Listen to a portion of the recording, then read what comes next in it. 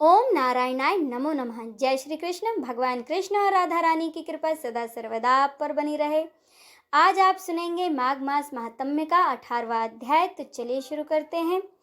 श्री वशिष्ठ ऋषि कहने लगे कि राजन, मैंने दत्तात्रेय जी द्वारा कहा गया माघ मास महात्म्य आपको सुनाया है। अब मैं आपको माघ मास के स्नान का फल सुनाता हूँ। हे परम तप, माघ स्नान सब यज्ञों, व्रतों का और तपों का फल देने वाला है। माघ मास में स्नान करने वाले स्वयं तो स्वर्ग में जाते ही हैं, उनके माता और पिता दोनों के कुलों को भी स्वर्ग प्राप्त होता है। जो माघ मास में सूर्योदय के समय नदी आदि में स्नान करता है, उसके माता पिता के 7 कुलों की पीढ़ी स्वर्ग को प्राप्त होती है।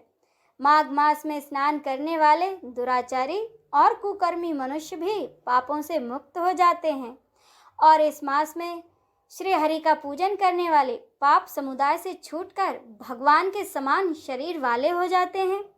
यदि कोई आलस्य से भी माघ में स्नान करता है, उसके भी सब पाप नष्ट हो जाते हैं। जैसे गंधर्व कन्याएं राजा के श्राप से भयंकर काल को भोगती हुई लोमश ऋषि के वचन से माघ मास में स्नान करने से पापों से छूट गई। यह वार्ता सुनकर राजा दिलीप बड़ी ही विनम्रता से पूछने लगे कि गुरुदेव, ये कन्याएं किसकी थीं? उनको कब और कैसे श्राप मिला? उनके नाम क्या थे? ऋषि के वाक्य से कैसे श्राप मुक्त हुई और उन्होंने कहाँ पर स्नान किया? आप विस्तार पूर्वक सब कथा कहिए। वशिष्ठ ऋषि कहने लगे कि राजन, जैसे अरणी में स्वयं अग्नि उत्पन्न होती है, वैसे ही यह कथा धर्म और संतान उत्पन्न करती है। हे राजन, सुख संगीत नामक गंधर्व की कन्या का नाम विमोहिनी था। सुशीला तथा स्वर वेदी की सुंबरा, चंद्रकांत की सुतारा तथा सुप्रभा की कन्या चंद्रका, ये 5 सब समान आयु वाली तथा चंद्रमा के समान अति कांति वाली और सुंदर थी। जैसे रात्रि को चंद्रमा शोभामान होता है, वैसे ही पुष्प की कलियों के समान खिली हुई ये अप्सराएं थीं।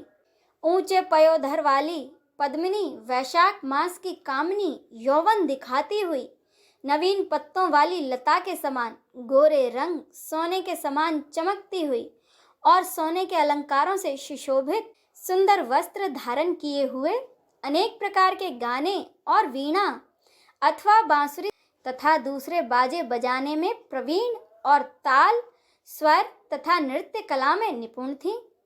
इस प्रकार वे कन्याएं क्रीड़ा करती हुई कुबेर के स्थान में विचरती थीं।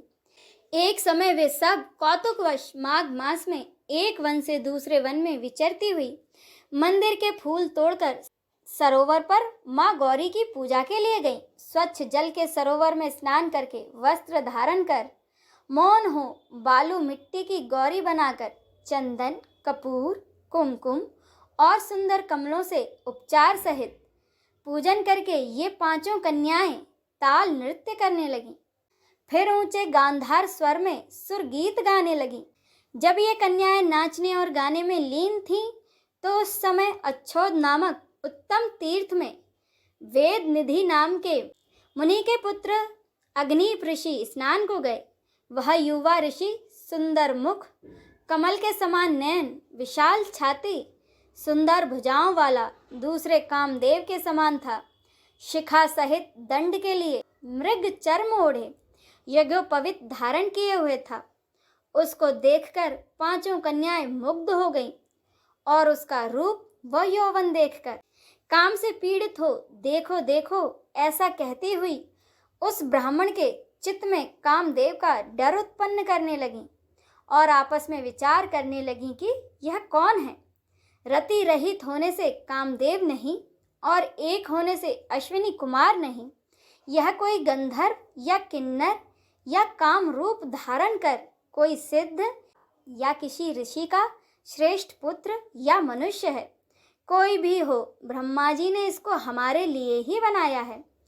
जैसे पूर्व कर्म के प्रभाव से संपत्ति प्राप्त होती है, वैसे ही गौरी जी ने हम कुमारियों के लिए श्रेष्ठ वर दिया है और आपस में यह तुम्हारा वर है या मेरा अथवा सबका, ऐसा कहने लगी। जिस समय उस ऋषि पुत्र ने अपनी मध्याह्न की क्रिया करके ऐसे वचन सुने तो वह सोचने लगा कि यह तो बड़ी समस्या उत्पन्न हो गई। ब्रह्मा, विष्णु, महेश आदि देवता तथा बड़े योगेश्वर भी स्त्रियों के भ्रम जाल में मोहित हो गए हैं। इनके तीक्ष्ण बाणों से किसका मन रूपी हिरण घायल नहीं हो सकता? जब तक नीति और बुद्धि रहती है तब तक पाप से भय रहता है। जब तक की गंभीरता रहती है, यम विधि का पालन होता है, तब तक मनुष्य स्त्रियों के काम रूपी बाणों से बींधा नहीं जाता। ये मुझे उन्मत्त और मुग्ध कर रही हैं। किन गुणों से धर्म की रक्षा हो सकती है? शुद्ध बुद्ध वाले महात्माओं ने स्त्रियों के पास रहना कष्टकारक कहा है। सो जब तक यह पास आए घर चले चलना चाहिए। अतः जब तक वह उसके पास आए वह योग बल के द्वारा अंतर्धान हो गया। ऋषि पुत्र के ऐसे अद्भुत कर्म देखकर वह चकित होकर डरी हुई चारों ओर देखने लगी और आपस में कहने लगी, यह क्या इंद्रजाल था जो देखते ही देखते विलीन हो गया। और वह विरह की अग्नि में जलने लगी और कहने लगी कि हे कांत, तुम हमको छोड़कर कहाँ चले गए? क्या तुमको ब्रह्मा ने हमको विरह रूपी अग्नि में जलाने के लिए बनाया था? क्या तुम्हारा चित्त दया रहित है जो हमारा चित्त दुखाकर चले गए? क्या तुमको हमारा विश्वास नहीं? क्या तुम कोई मायावी हो? बिना किसी अपराध के हम लोगों पर क्यों क्रोध करते हो? तुम्हारे बिना हम नहीं जिएंगी। जहाँ पर आप गए हैं हमें शीघ्र ही ले चलो, हमारा संताप हरो और हमें दर्शन दो। सज्जन लोग किसी का नाश नहीं देखते। अब इससे आगे की कथा का रसपान हम अगले अध्याय में करेंगे। बोलिए वासुदेव नंदन श्री कृष्ण की जय, राधा रानी की जय, नमः पार्वते पते, हर हर महादेव की जय।